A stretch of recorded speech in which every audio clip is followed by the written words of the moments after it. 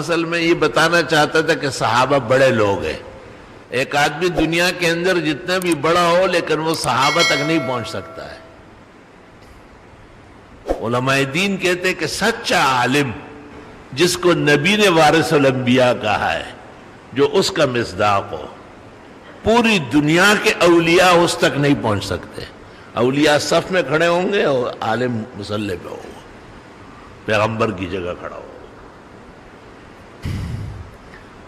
اسی طرح سارے جہان شرق اور غرب کے علماء، امام ابو حنیفہ، امام بخاری، عمر ابن عبدالعزیز و ویسے قرنی جیسے اکابر اولیاء علماء، یہ سارے اکٹھے ہو جائے، کسی ایک لمحے کے صحابی کے مقام کو نہیں پہنچ سکتا ہے.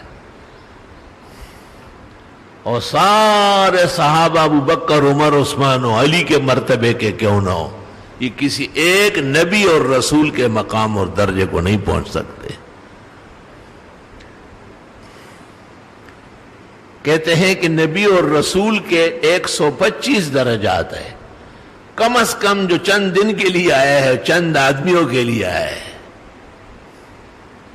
صحیح مسلم میں ہے کہ قیامت کے دن ایک نبی آئے گا، اس کے ساتھ چند آدمی ہوں گے، ایک اور آئے گا، اس کے ساتھ ایک دو ہوں گے.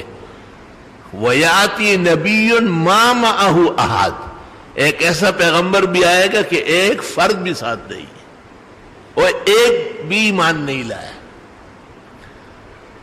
یہ جو پیغمبر برحق ہے اور ایک شخص نے بھی ایمان نہیں لایا، وہ لوگوں کی بدبختی اور بدقسمتی تھی. نبی نے اپنے کام اور فرائض منصبی میں کوئی کمی نہیں فرمائی. کسی بھی مورخ کا یہ لکھنا یا مودودی صاحب کا کہ فلاں نبی نے منصب نبوت کی ادائیگی میں کوتاہی کی ہے، سخت غلطی ہے، اپنا ایمان ڈبونا ہے. انبیاء اور مرسلین کے بارے میں ایسے الفاظ ناقابل برداشت ہیں. اور سارے انبیاء اور مرسلین بما تاج اور تخت اور سلطنت دنیا و آخرت محمد عربی صلی اللہ علیہ وسلم کے مقام مرتبے تک نہیں پہنچ سکتے. انک خیر الرسل و امتک خیار الامم، حدیث قدسی ہے.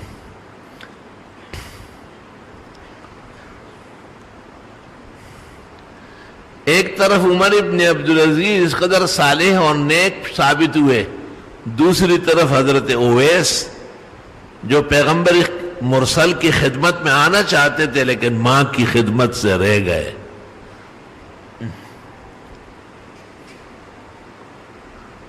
ماں باپ کی خدمت اپنی جگہ اٹل ہے، اس کا کوئی بدل نہیں ہے، لیکن اس کا صلہ علیحدہ ہے.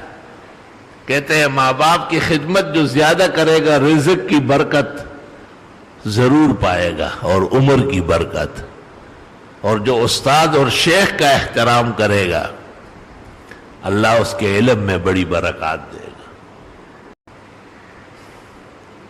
محی الدین ابن العربی نے، ابو بکر ابن العربی نے اپنی کتاب العواصم من القواسم، صحابہ کو برا کہنے والوں کے دان توڑ دینا، ان کے منہ میں خاک بھرنا، ان کے این کا جواب پتھر سے دینا. اس کتاب میں یہ قول ہے جو میں آگے پیش کر رہا ہوں کہ عبداللہ ابن المبارک سے پوچھا تھا کہ دیکھو اویس اگرچہ صحابی تو نہیں ہے لیکن بڑے ولی ہے،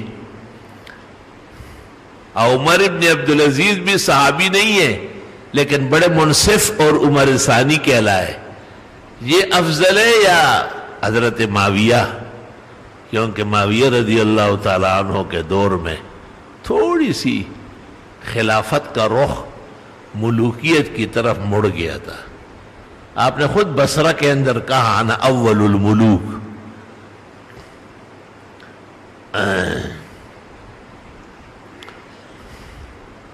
اور ملوک ایک مستقل ملک اسلامی ایک علیحدہ مقام ہے. وَجَعَلَكُمْ مُلُوكَ قرآن کی ایک آیت میں اللہ نے احسان کیا ہے، بادشاہ بنایا ہے.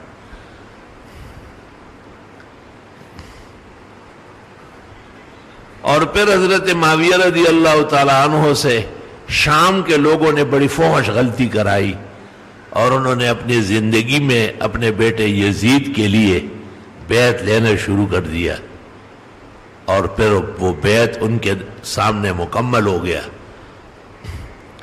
ان پہ جو لوگ ناراض تھے ان میں خاندان نبوت کے لوگ تھے،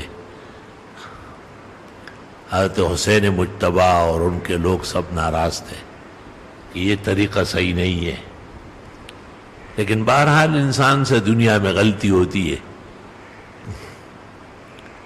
ومعاویہ کان مجتہدا فی نوبتہ الابانہ عن اصول الدیانہ، صفحہ 187۔ امام اہل سنہ ابو الحسن الاشعری لکھتے ہیں معاویہ خود مجتہد تھے، اور حضرت الاستاذ مولانا یوسف بیڈوری شرح ترمذی میں کہتے ہیں وَمَقَامُ الْخُلَفَاءِ أَعْظَمُ وَأَعْلَى مَرْتَبَةً مِنَ الْمُجْتَهِدِينَ، خلفاء کا مقام تو مجتہد سے بڑھ کر ہے۔ تو چونکہ معاویہ رضی اللہ تعالیٰ عنہ کا دور ذرا پریشانی کا تھا، علی سے بھی جنگ ہوئی اور علی اور بی بی صاحبہ کی بھی جنگ جمل ہوئی، حضرت علی کی لڑائی خوارج سے نیروان میں ہوئی، معاویہ سے صفین میں ہوئی، اور ساری لڑائیاں ملا کر 42,000 صحابہ شہید ہوئے، بس ختم ہی ہو گئے تقریباً۔ اس لیے عبداللہ ابن المبارک سے پوچھا گیا ما تقول فی معاویہ وعمر ابن عبدالعزیز المروانی وویس القرنی، کہ معاویہ افضل ہے جن کے دور خلافت میں کچھ پریشانیاں پیچیدگیاں پیش آئی، یا عمر ابن عبدالعزیز جو عمر ثانی کہلائے، یا اویس قرنی جو کبار اولیاء اللہ میں سے تھے، اور پیغمبر نے ان سے امت کی بخشش کی دعا کی بھی درخواست کرائی تھی۔ آپ نے کہا لغبار الذی دخل انف فرس معاویہ، وہ گرد غبار جو معاویہ کے گھوڑے کے نتنے میں داخل ہوا، خیر من اویس القرنی و عمر ابن عبدالعزیز المروانی، وہ بھی عمر ابن عبدالعزیز اور اویس سے بدرجہ افضل ہے، کیونکہ اس گرد و غبار کو بھی شرف صحابیت حاصل ہے۔